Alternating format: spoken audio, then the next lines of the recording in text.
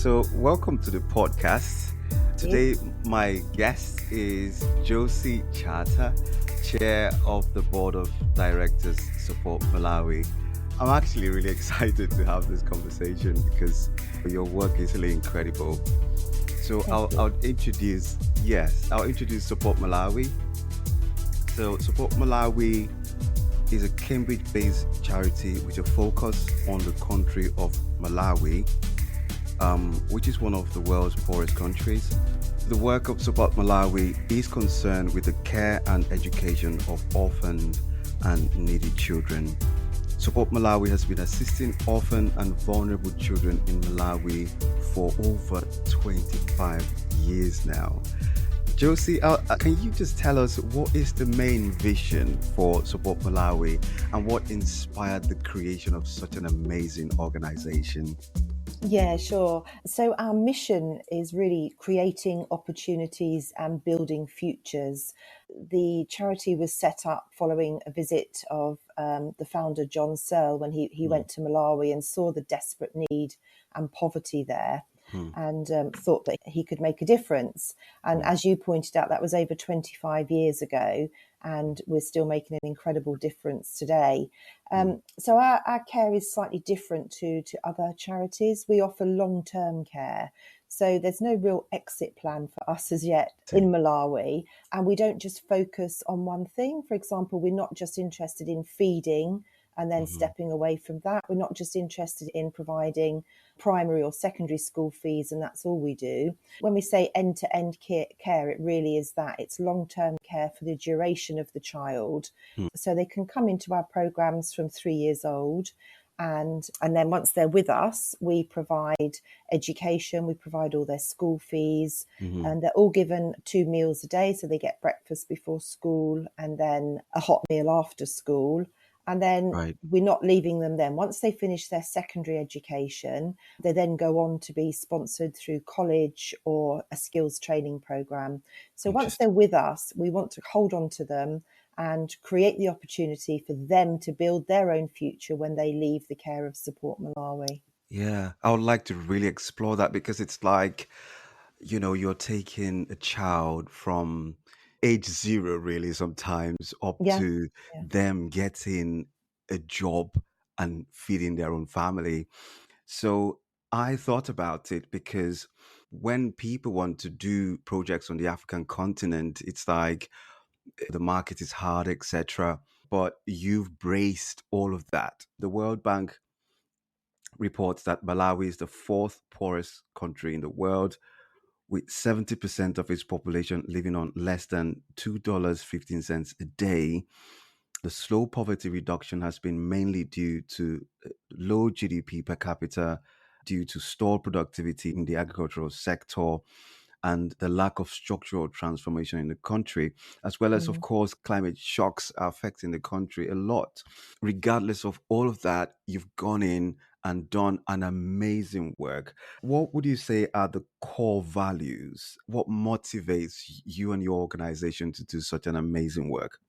So I think it is the prospect of these children who are some of the, as you pointed out, the poorest on the planet, bless them. These Mm, children, they can still achieve with the right support behind them. So mhm, our core values really are to, you're not ignoring the poverty, but you're working alongside it to have the same goals as these children. You mm, have to give them in their own minds the spirit that they can achieve despite their poverty. So mm, what we don't want to do is to keep looking at everybody in Malawi in particular and thinking, oh, poor them, they're so poor, they'll never do anything, because we can mm. prove that's not the case. Given the Oh, right support and long-term support, mhm, they can achieve pretty much the same as you would want your own children to achieve here. Now, obviously, there are many more challenges there, mm. but it's not impossible. So I can give you names and success stories, which we'll probably come on to later, of how we can measure our success. That's right. You have to work with what you're working with, and Mm. you only ever want to give them a future at the end of it.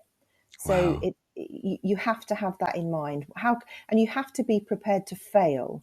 So don't be scared of trying a project that you think Mm-hmm. is a great idea. But then Mm-hmm. when you introduce it at grassroots level, you think, actually, this isn't working on a local level. Let's Mm-hmm. tweak it and change it. And you Mm-hmm. often see that then those changes make it more successful than the initial concept. So don't be Interesting. afraid to fail, but Mm-hmm. just keep your mission in mind that you're Amazing. creating opportunity in the future. Amazing. And though the value of their lives, you guys are literally seeing them transform into leaders of the country and doing great things. I'll start blowing a trumpet here. So Yeah. you say you have the privilege to have helped tens of thousands of children finish their education. Yeah, So definitely. Yeah, tens of yeah, thousands. so like So you, yeah, carry on. yeah, it's just amazing, Suta, because of all the children that we have supported through their education, we Hmm. can be literally, I can be in the middle of nowhere. For example, I was at a place called Wanza changing some money, Right, and this man, I didn't know him. He was a man. I'd had no recollection of him. He right. came round and was like on his knees trying to shake my hand, saying, "Madam, you Wow. remember me?" I was like, "I am so sorry. I don't remember you." He said, "I'm Henry. You supported me through school, and now look at my job Wow. here. I'm changing money for you, madam." And Oh he my was so goodness. thrilled. We have doctors working in hospitals there. We have our first fully qualified doctors now, Right. nurses, plumbers, electricians, tailors. We have everybody that you could possibly imagine now working because Incredible. of the support that they have had through our organisation. One of the Amazing. challenges that you find when you're working with children, so we work in very remote areas, Okay. very poor areas. And Right. one of the challenges that you find with these children is that they've had generation after generation of their own families not finishing Hmm. school or Hmm. finishing school and then having no opportunities because they're poor, they didn't have the money. So Hmm. what you have to do is you have to inspire them from a young age. So you Right. have to bring in the role models like Right. Henry, Yes. Chifundo, who's our doctor, Longeza, one of our nurses, bring them Right. in very regularly to Hmm. stand up in front of the children and tell their story. So Hmm. they're going to, it's all very well us standing there. I see them 3 times a year, all of our children, Right. but they think, oh, you're just flying back to the UK. What do you know about our life? But if you Hmm. put up in front of them people who were as poor as them, Hmm. from equally challenged backgrounds as Hmm. them, and you Hmm. show them, I'm a doctor, I'm a Hmm. nurse, I'm a Wow. tailor, I'm supporting my family, Yes. then they can grasp onto that. And then Yes. you're creating opportunities, you're getting the belief in themselves, and you're building their future. This is incredible, Josie, because some people don't know how to get around thinking about how to put something in place like what you have, Yeah. and you're in the UK, but you look at the great impact you're causing and you're using these models which are so amazing. And let me just I think you've led us into the next part. We're going to look at how you measure the impact of your success and how you actually operationalize your initiative. So the first one is schooling. You've already touched on it. And you guys, I think when you think about schooling, I can see that you say brighter futures through education. At Support Malawi, we firmly believe that quality education is the key to breaking the cycle of poverty. So, can you share success around what you're doing in regards to schooling? Yeah, sure. So we have built 4 of our own schools in Malawi during Wow. our 25 years. From scratch? From scratch, from ground up. Yeah. And the Amazing. reason we built these particular 4 is because there were no schools in that area. So the children were walking up to 10 miles a day to get to school. Wow. Now, these children were walking on empty tummies. So you're setting yourself up for failure right there. That's The kids, correct. the Yeah. kids are too hungry. They get to Yeah. class, they're exhausted. They've already worked in their gardens for their families before school. Wow. And then you're expecting them to succeed at school. It's impossible. Wow. So we chose 4 of the areas where the schools were a long distance away, and we put 4 of our own schools in there. So when I Okay. say our own schools, we're never interested in it being about Support Malawi. That's not our aim. It's never our aim. Our aim Okay. is to empower local communities to do all this themselves. So whilst we funded the schools and we built the schools, we now Hmm. have a memorandum of understanding with the local government that we're in Okay. partnership with these schools. So Okay. they're staffed by government teachers. We supplement a few teachers, and they are run effectively by us and the government together. So the Okay. Department of Education, they have a very important role. We don't want to go in and make small Englands in the middle of Malawi. We want to Mm. go and empower Malawians to do, to be able to look after themselves better, Mm. ideally, and then step right back. That's the aim. You want to give them the tools to be able to do it themselves and then Yes. step back. So our four schools are the primary schools are now the top performing schools in the zone.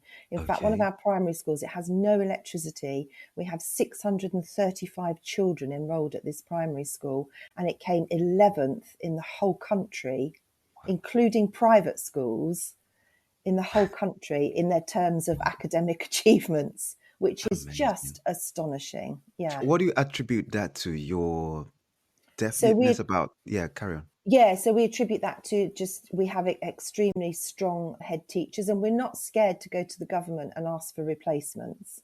We're not Okay. shy in coming forward. So if we see somebody's there and they don't quite have our impact, they don't want the impact that we do for the schools, we'll go and ask for them to be changed.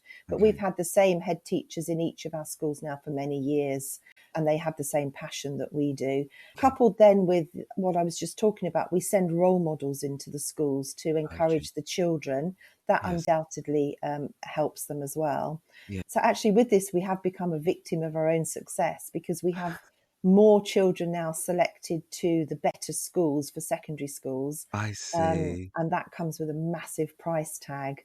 Um, Interesting. so what happens Interesting. is when the children finish second primary school, Mhm. all the secondary schools in the whole country look at every primary school result, and Okay. then the private schools cherry pick from the cream of the I primary schools. see. So Okay. with every passing year, we're having more children cherry picked to the better schools in Malawi. That's So amazing. it is amazing. It is That's amazing. amazing.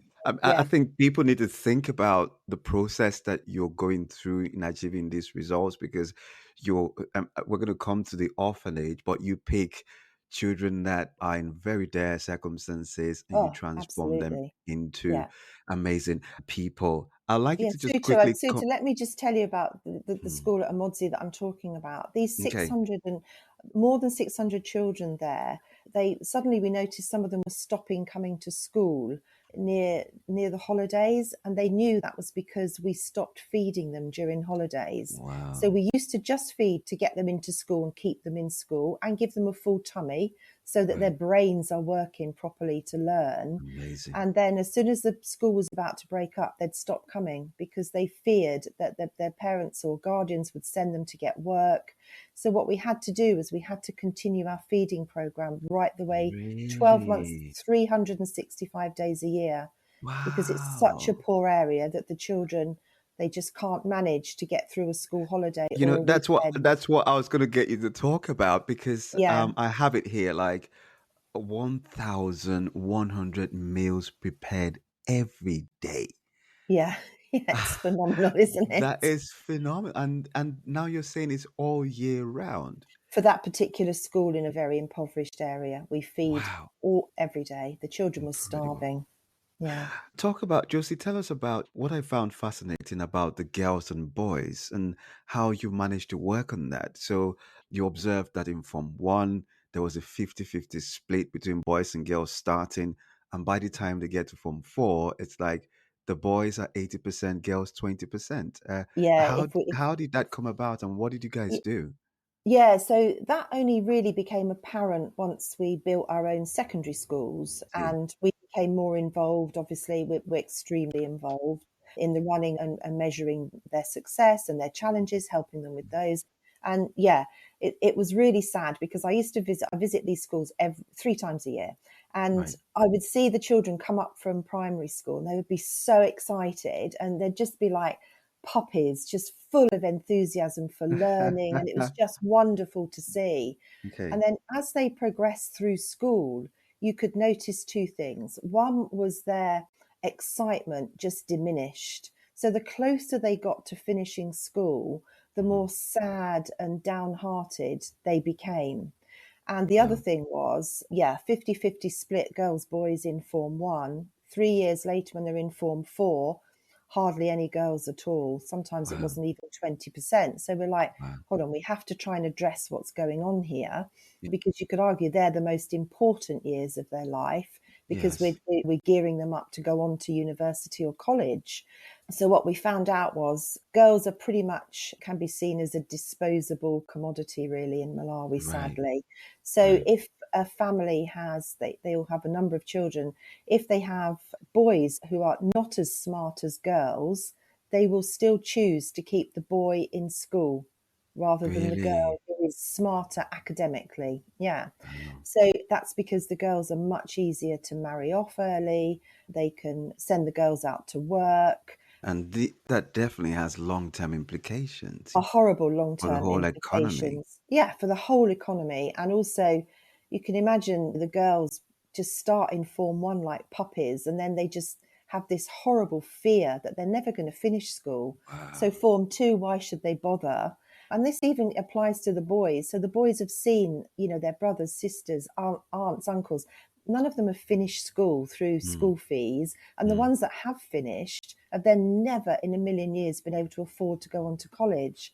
So Wow. it's like a self perpetuating problem, really. And Mm, that's what we had to break.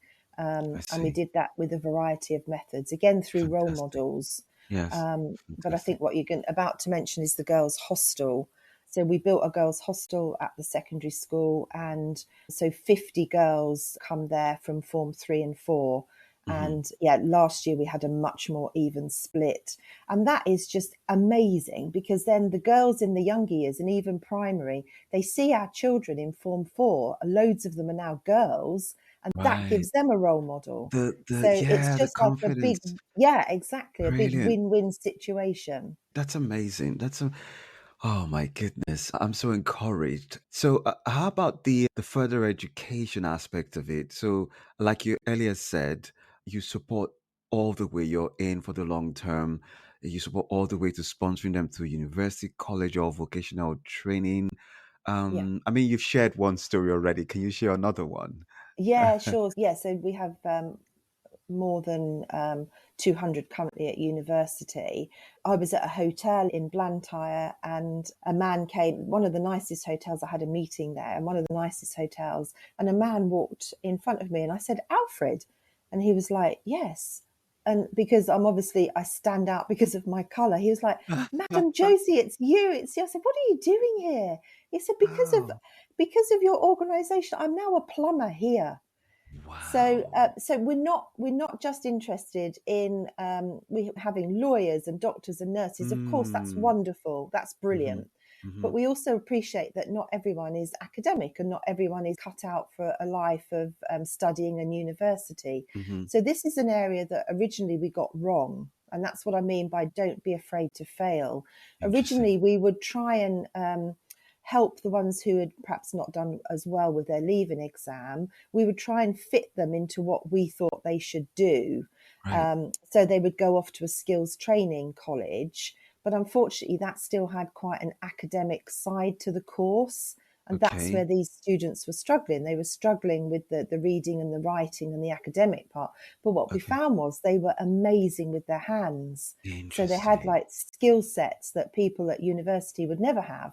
They were Yeah. extremely practical. So that led us on to building a skills training centre of our own. Yes. And um, and we cut out a lot of the academic work there, and we Okay. concentrate on the practical skills. Okay. So we then take those children and we feed them into our own skills training centre. And they then Brilliant. come out with an accreditation Yes. to become a plumber, a tailor, a motor mechanic, a welder. We're presently doing hair and beauty for the ladies, which is great. it's So it's great. Yeah, just to pick up on what you said. So you're paying fees for 200 students right now across yeah, university? more than that, and more than More than 400 at school. Most of them these top level schools where they've done wow. so well at our primary schools. Yeah, Incredible.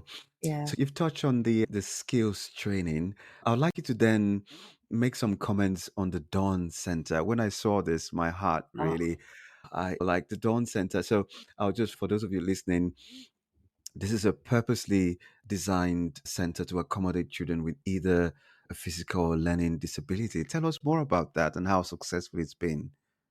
The Dawn Centre is suited. If you have a bad day, you just Hmm. where I stay in Malawi, I stay in the middle of the bush near Right, one of our centres, and the right. Dawn Centre is literally 1 minute walk for me to go there. So if ever Okay. I've had a particularly challenging day, I just Yeah. head on down to the Dawn Centre to have my spirits lifted.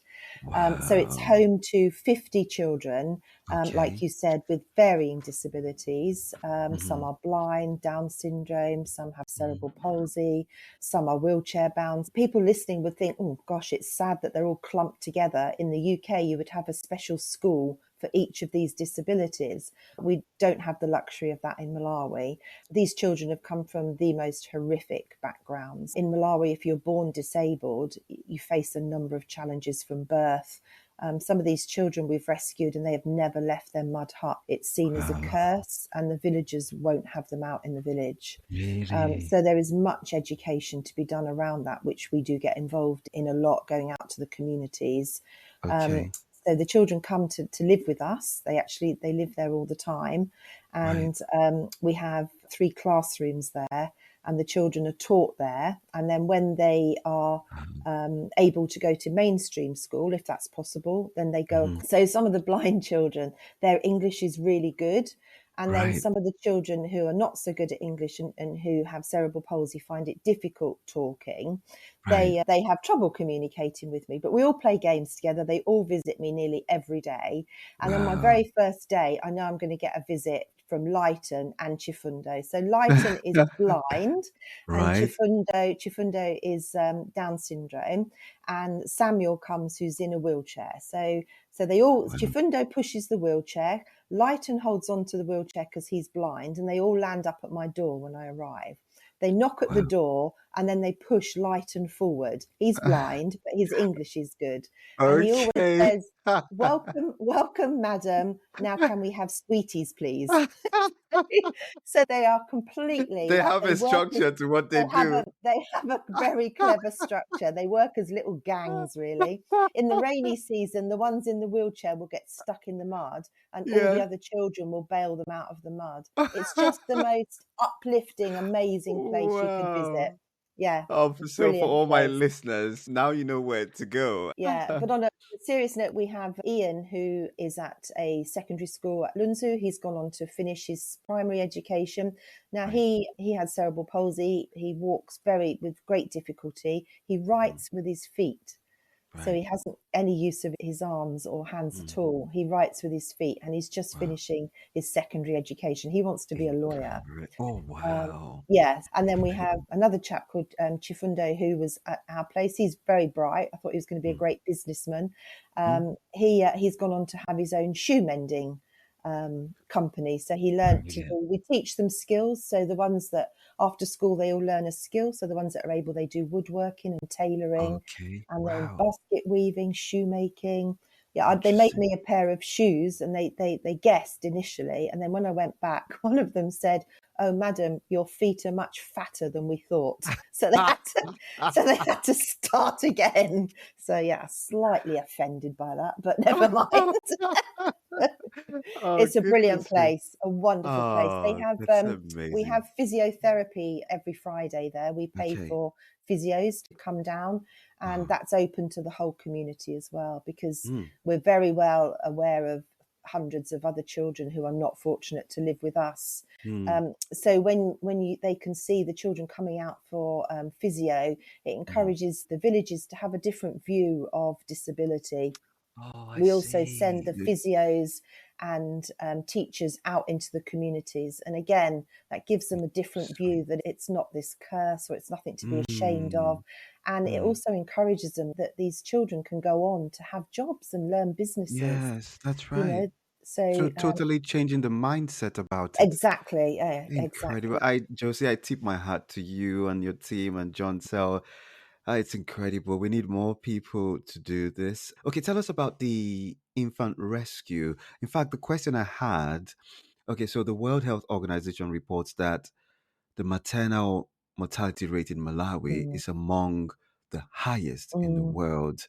So, how does this pan out for you? Do you have a lot of children you rescue ever so often? Yeah, so we have about 200, just over 200 on our books, if you call it books at the moment. As Wow. you said, the mortality rate amongst mothers giving birth is unacceptably high. It really is. Wow. And that's due to a number of reasons. Everything is fine if the birth goes smoothly, any complications, and they're just too far away from any health facilities. Right. Yeah. So what happens is that they're then left with an orphan baby that then is normally given to, if they're lucky, a member of its family, but that can be a grandmother or an Mm. elderly aunt. These families are struggling to feed the children that they have. The cost of formula milk out there is just, it might as well be £1 million. They couldn't even afford Really? one tin. It's so expensive. So they get enrolled Wow. onto one of our programs, and the children come. Now, for the people listening, I've just told Mm. you that the Dawn place is the happiest place for me to visit. They know Hmm. me. Hmm. Infant rescue, you wouldn't want to come when I'm there because I am absolutely the wrong colour for these babies. They are terrified of me. So they Really? spot me coming from a mile away, and then there's this horrible chain effect. One starts crying, Ah, and then they all start crying. So yeah, no. yeah. So I try and sneak up because they're just so adorably cute. But yeah, they don't like my face at all. Bless them. Interesting. They So they have to come get to us used to you. once. They do have to get used to me. Yeah, they come once a month with their guardians, and Okay. they get given formula milk from us, Hmm. clothing, soap, and they, more importantly, they get, as well as the formula, which is hugely important, they get health checks from our nurses. They Hmm. get weighed to make sure they're putting on weight, Hmm. and then as soon as they're fat enough, really, they get quite plump, and as soon as they can go onto solid food, they move off the program, and then we take new infants onto Incredible. the program. Yeah. Incredible, Josie. Honestly, I feel like crying actually, but I'll hold it. Are you actually all over Malawi in terms of presence? How many, broadly spread are you in the Yeah, country? no, we're not. We only operate in the Mm. southern region. We have 12 Oh, I see. centres in the southern region. I Yeah. see. But when I Okay. say the southern region, they're hours apart. But no, we're not in the central or northern region. I see. So, how do you decide which programs or courses to focus on in terms of meeting the needs of the communities there? Yeah, so community engagement is hugely important. You have to get the buy-in of the community for anything that you're doing. So we work at grassroots level. We know our communities extremely well. We've been there 25 years. Yes. So we try and pick the projects that will have most impact to most people. I see. Interesting. How about collaborations? Do you collaborate with the government, businesses? How do you work? Yeah, we have lots of kind of collaborations that we've set up over the years. We have to collaborate with the government because we have children, so there are rules and procedures that we have to follow. Mm, Department of Education has control with us over the schools, but we mm. also collaborate with other well-known NGOs that are well known to us. For example, when the children or the students finish at Skills Training Centre, we then put them in touch with another charity who does small business startup loans. Ah, I see. So we collaborate Interesting. with people that can enhance what we're already doing. Do you find it easy to set up these collaborations with the government and other organizations, or is it pretty Yeah, so straightforward? yeah, it's pretty straightforward. I mean, the ones that we work with, we've known a long time, so we have very Oh, I close see. relationships with them. We have that. There are, Suta, there are a lot of NGOs that come and go. So you want to set up long-lasting relationships with ones that are going to be there for the duration. We have lots that Absolutely. come excited. 2 years later, they've gone again. I see. Interesting. Okay. How about resources in terms of people? You're doing quite an amazing work and it involves a lot of hands. Yeah, it How do you does. go Yeah. about recruiting these people? Is it a challenge or? No, it's not. It's because we're not short of people in Malawi. The population is probably the greatest commodity in Malawi, really. We have over 300 staff. All of those staff, they're Malawian. So we recruit Interesting. Malawians to work in Malawi. Wow. Yeah, so that's not a problem. We also do have some volunteers come over from the UK. I We see. have a physio that comes regular, and she Okay. works at the Dawn Centre and shows them Wow. different techniques. That's amazing. Teachers as well, carpenters go and show them the latest techniques so we can try and keep them as update as possible with That's the right. latest things that help them. That's right. Brilliant. Getting okay. How about money? What are the main sources of your funding for your charity, and how's that going? Yeah, so the main source is we're extremely fortunate that we have a company called Cooler Aid who Okay. absolutely embrace what we do, and they're our main donor. Um, Okay. we then have other donors that give direct debits and standing orders every month. So it's pretty Brilliant. much almost fully funded from the UK. Okay. Okay. If my listeners wanted to donate to support Malawi, how can the public get involved or support your organization's work? Okay, so probably the best thing is to have a look at the website, which is Okay. www.supportmalawi.life, and there's a Okay. number of ways, including my contact details on there. I'm always open to anyone contacting me. Okay. As you've probably guessed, I can speak all day about the charity and the work we do in Malawi. Yeah, and I there's see. also ways to donate on that page as well. We Okay. always have more need and more exciting things to do than we have the funding for. We So definitely want this work to yeah, expand. we have Honestly, so this many is more what we ideas. really needed. That just leads me on to asking about your challenges. So, what have been some of the biggest challenges your organization has faced working in Malawi or in Africa? So I think Jen? some of the biggest challenges are like being able to react quickly to any disasters like Cyclone Freddy. The challenges were the infrastructure, our roads aren't good. Mm, The cost of living has risen 300% in the last 2 years. 300%. 300%. That's school fees. Bearing in mind what I've said about school fees, almost overnight, the school fees went up by 300%. That kind of cripples us, you know. Wow. So then, whilst we have amazing ideas for other areas that we want to get into, we have to maintain our core values and principles and what we're set out to do. So we can't. It's never an option to say to these children, "Sorry, we've paid for 2 years. We can't afford it now." We have to juggle other resources to carry on with their Mm, education. So mm, that's a mm, challenge. mm, The cost of materials is a huge challenge. That's for a number of reasons. mhm. Yeah, we're a victim of success at our schools now with the school fees. That's been a challenge, and then the cost of living. Mainly, it's stopping us do other initiatives that we want to do. Hmm. I mean, this is the structural transformation that we need. So the podcast, The African Structural Revolution, it is trying to highlight these barriers and these things that are stopping organizations like yourselves doing amazing work. Because look Yeah, at the inflation. yeah. So how do you overcome these obstacles in terms of some of these things you've mentioned, like when, of course, climate change is a significant one? Yeah. Sometimes we're incredibly fortunate and larger organisations hear of us and they become involved. And Ah, I that's something see. we would really like to embrace more and encourage more. Okay. So we had a recent grant given to us because of the amazing work we do. They were attracted by that. And then Uh-huh. we explained the agriculture project that we wanted to get involved is with the communities. So this is a step away from children's care, if you like. But Okay. in the last 2 years, we've engaged with 4,000 local farmers and Wow. taught them organic ways of farming. So Okay. we teach them how to farm smarter, Yeah, I farm did see better. some photos on your Yeah, website. I mean, It's it's probably incredible. I'm used to like what we do with the children, but this is a new initiative. It's so exciting, Suta. Like Okay. we do model farms because there's a reluctance amongst Malawians to change something that they've been doing the same way for generations. But that Mm, doesn't mean it's the smart and correct way to do it. So what hmm. we do is if we can't engage them quickly, we do model farms. So we'll rent a plot of land See. between their land. We'll Yeah. grow our organic ways, our different ways.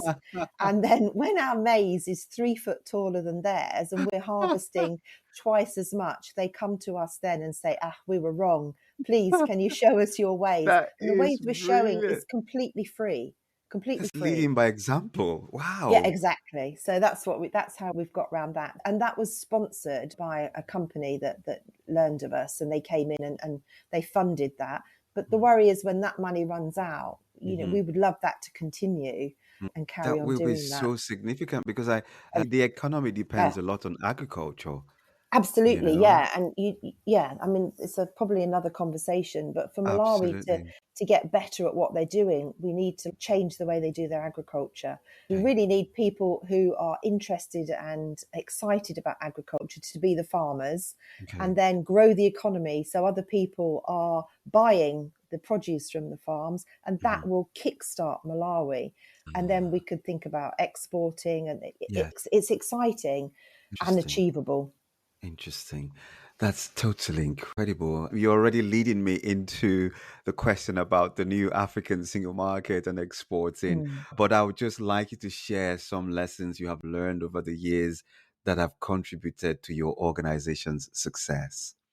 I think the main lesson we've learned is it has to be end to end. You have to have a start point and a finish point where people can then stand on their own 2 feet. Okay. Another lesson we've learned is don't be afraid to try something, and if it's not working, tweak it. Hmm. Another lesson we've learned is you can't just be focused on what you're doing. Like the agriculture project, we've changed thousands of lives within 2 years, but probably Wow. going forward it will be tens of thousands, because they will undoubtedly adopt Okay. what we've taught them and pass that on to the next generation. That's right. um, so if the government and other people could come onto the back of that, you're not remodeling the wheel. It's No. very basic, organic, free things that Wow. we can give the knowledge to these people with no money. It doesn't need money to change what they're doing and increase their yield. So if we Oh, can increase the yield of Malawi, so I think it's always think outside the box. Don't that's get right. just continue with your funding of what you've set out to do, but then also look around at the biggest impacts you can make to change a country, really. That's right. That's right. Incredible. Thank you so much for sharing that. I've tried to hold back my tears so many times. And so you just spoke a bit about where this economy could be triggered and there could even be export. That would be incredible because the talk on the African continent now is about the new African Continental Free Trade Area. So the AFCFTA, as it's called, is the world's largest free trade area, bringing together the 54 countries of Africa and creating a single market. And this is mainly to eliminate barriers to trade, both tariff and non-tariff barriers. That Mm, would mean that the problems in Malawi, such as a 300% increase in mm, prices, and yeah, like you mentioned about baby milk being so expensive. yeah, It's yeah. all of these things. How do you see the new African single market? And do you actually think, is there any vision of scaling or expanding your programs into other African countries? Yeah, no, probably not into other African countries at the moment, just because Okay. we're held back by the economy, really, and we have to have reserves in place in case the cost of living goes up again in 2 weeks' Okay. time by 200%. But Suti, you're absolutely right. The way to expand Malawi in particular is by improving, like on an agriculture level, it's improving infrastructure. Um, we have declining commodity prices, weak infrastructure, lack of technology. These things can all be changed, but we need to open up and share everything with other countries. So what's Okay. working well in a country, we need to share it. We need Africa to come together as one, Mm. really. So Yes. Malawi's landlocked. So sometimes when our goods come in, Yes. um, they can be taxed through other countries that they come in through. So by the time Mm. they arrive to us, they're almost prohibitive in, people being able to buy them. If we could Right. have more of a level playing field, Yes. then it would prosper everyone. It would prosper the whole of Africa. Um, Absolutely. it would be amazing. There are That's so many initiatives that Malawi would be capable of with the right yes. infrastructure and backing. Yes, this would definitely benefit Malawi a lot because of its Mm. landlocked position Yeah, and yeah. all that relationship around it. Incredible. We're just beginning to close now. And another initiative which I have found really interesting was launched by the Africa Export Import Bank. It's called Global Africa. And it's really about engaging the African diaspora more and really just giving a shout out to the African diaspora and saying, look, it doesn't matter where you are, you can go to the African continent and contribute.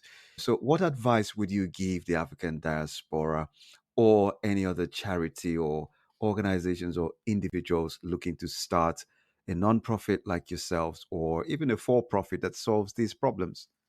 Yeah, I would encourage anyone to get involved, Mhm. but I would encourage them to change the thinking about how a charity operates. Then let's try and change the way we think about Malawi, Africa. Let's try and stop thinking about poor Malawi, poor Africa, all these Mm. starving people. Let's try and alter the Mm. image of Africa. Let's Okay. instead see it as the next exciting place that can grow and develop. Absolutely. Let's look at it like that. What can we do in place? Not how can we feed thousands of people. Undoubtedly, Mm. people need feeding, but you That's have to right. have an end goal with that. Let's That's think right. what infrastructure, what can we do to facilitate them being able to stand on their own 2 feet? That's what Mm. it's all about. That's what Amazing. it's all about. Amazing. Amazing.